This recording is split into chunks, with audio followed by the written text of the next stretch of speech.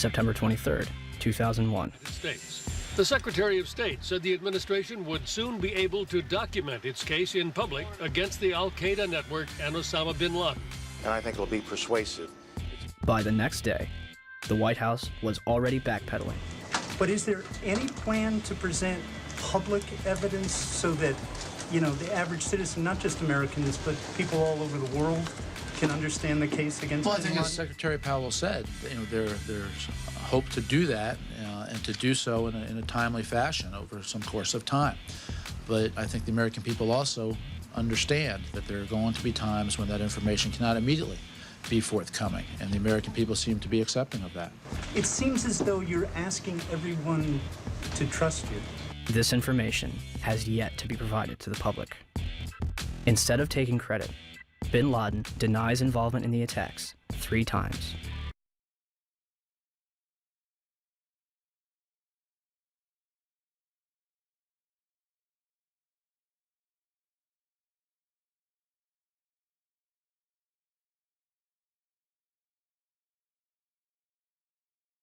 December 13th.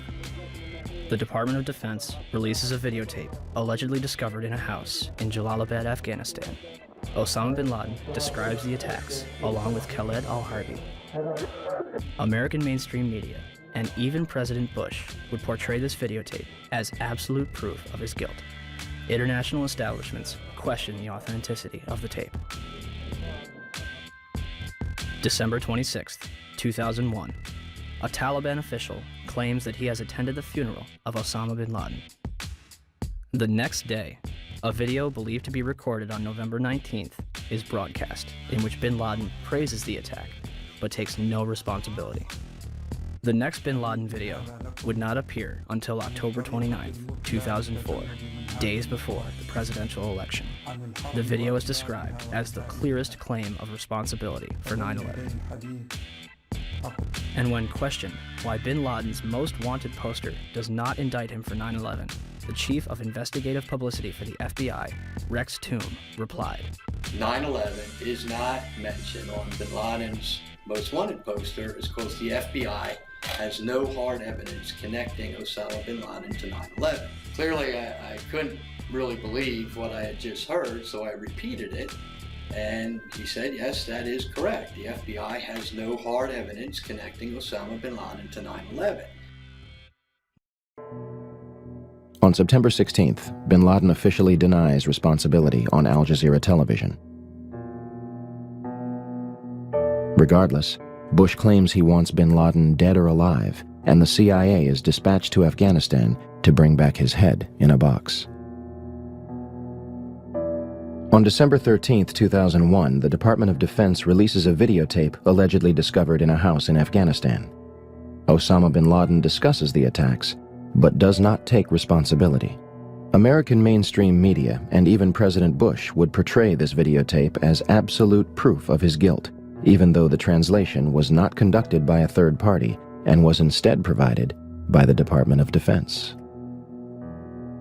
International establishments and many others question the legitimacy of the tape. Ich habe die Übersetzung des Pentagons sorgfältig überprüft. Diese Übersetzung ist sehr problematisch. Sie ist an den wichtigsten Stellen, die Täterschaft Bin Ladens beweisen sollten, nicht identisch mit dem arabischen Ton. In a video aired on Al Jazeera 3 days before the 2004 presidential election, bin Laden reportedly claims responsibility for 9/11 for the first time. Al Jazeera does not say how they received the tape. The final bin Laden video was released in 2006. Does anyone else see a problem here? Osama bin Laden has never been captured or officially convicted for September 11, 2001.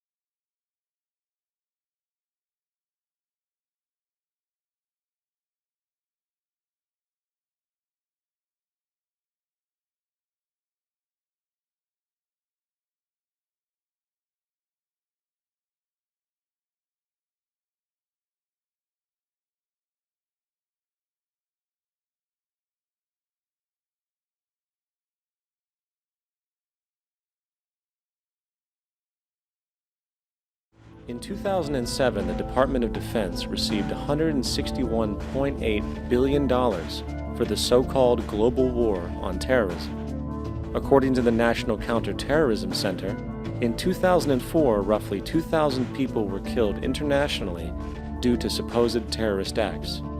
Of that number, 70 were American. Using this number as a general average, which is extremely generous, it is interesting to note that twice as many people die from peanut allergies a year than from terrorist acts. Concurrently, the leading cause of death in America is coronary heart disease, killing roughly 450,000 each year. And in 2007, the government's allocation of funds for research on this issue was about $3 billion. This means that the U.S. government in 2007 spent 54 times the amount for preventing terrorism than it spent for preventing a disease which kills 6,600 times more people annually than terrorism does.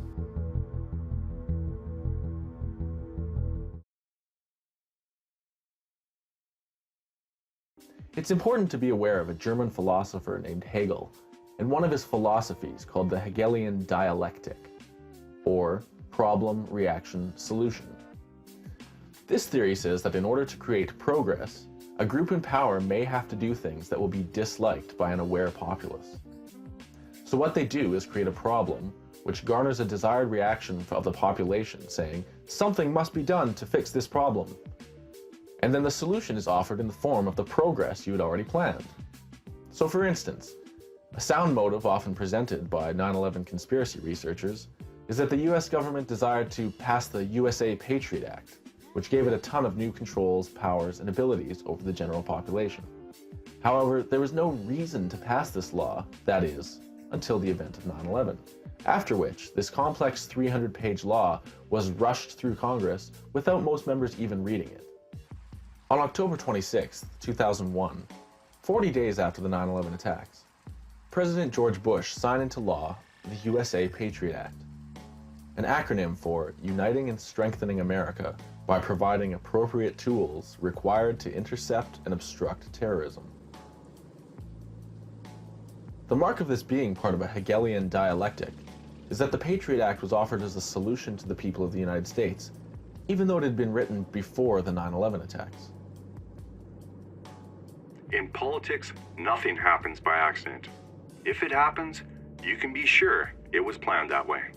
They have a really delicate balance to walk between keeping us relatively fearful, but not so fearful that we stop what we're doing and really examine how it is that they've been waging.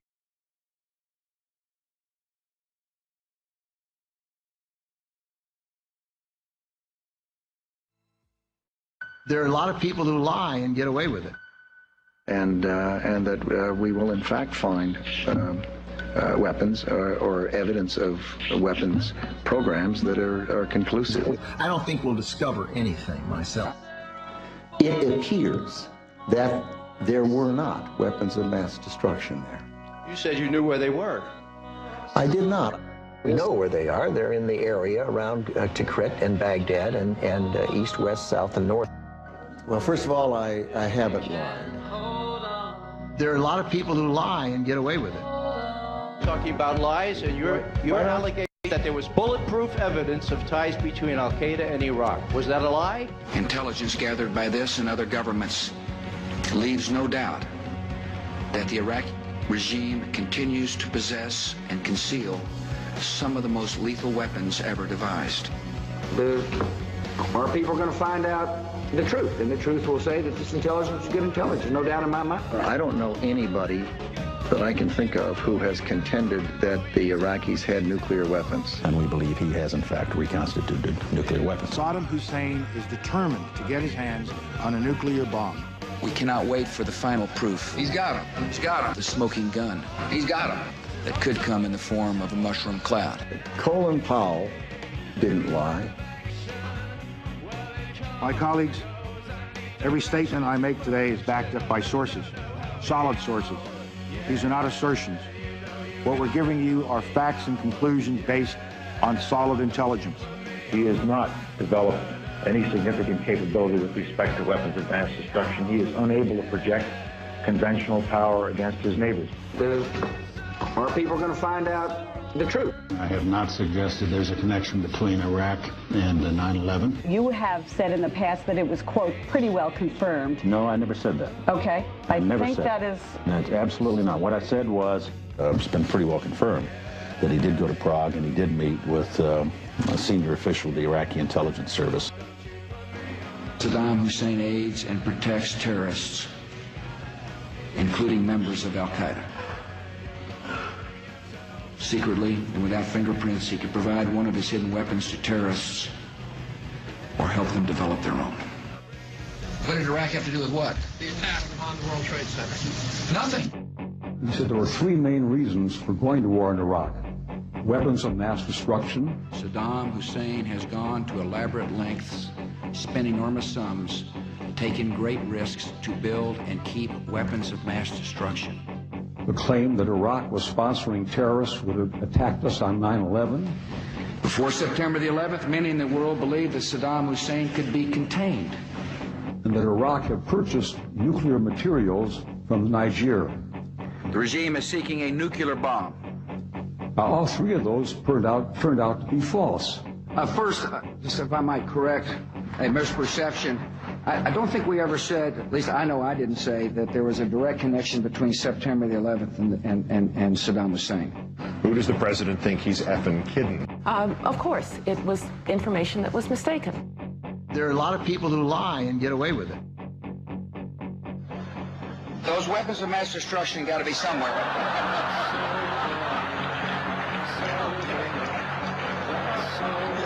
Nope, no weapons over there.